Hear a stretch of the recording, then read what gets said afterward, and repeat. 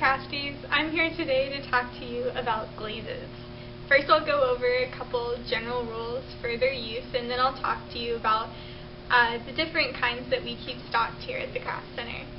Now first, always use the palettes provided when you're glazing your piece, and don't glaze directly out of the jars of glaze, and don't pour any glaze that you've used back into the jars. Always lay down scrap paper when you're working to avoid making too big of a mess. And you want to apply about 3 coats of glaze to your piece for the glaze to be about the thickness of your fingernail. Always use high fire brushes with high fire glazes and low fire brushes with low fire glazes.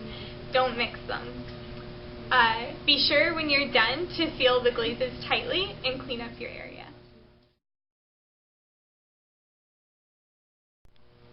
If you're working on a ceramic piece, whether it's one that you've bought pre-made or made yourself from one of the molds that we have here in the Craft Center, you'll want to use a low fire glaze.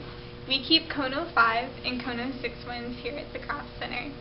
The Kono 5 glazes fire matte, and they're good for detail work because the glazes don't budge at all when they're being fired. You can mix Kono 5 glazes like paint to get any color that you want, and if you want a smooth, shiny surface, then you can glaze over the underglazes with a clear glaze.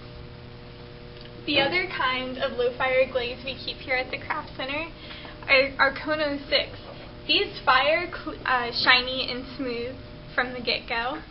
You can use them to make patterns, but nothing too detailed. Sometimes they can run once they're being fired. They're not mixable like the Kono 5 are, and you should never glaze the base of your piece or it'll stick to the shelf.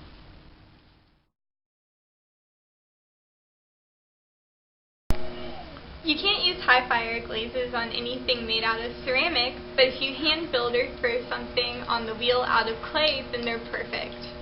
These glazes have a much more unpredictable, more organic look, which makes them different from the low fire glazes. We keep the high fire brushes stocked here in the back for ease of use, right next to the wax resist, which you can use to keep your base clean.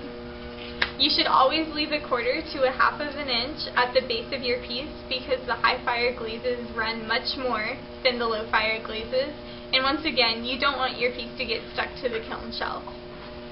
High fire glazes, like the Kono 6 glazes, aren't mixable. And just a note on all of our glazes, except for the Kono 6 crackles here at the Craft Center, they're all food safe.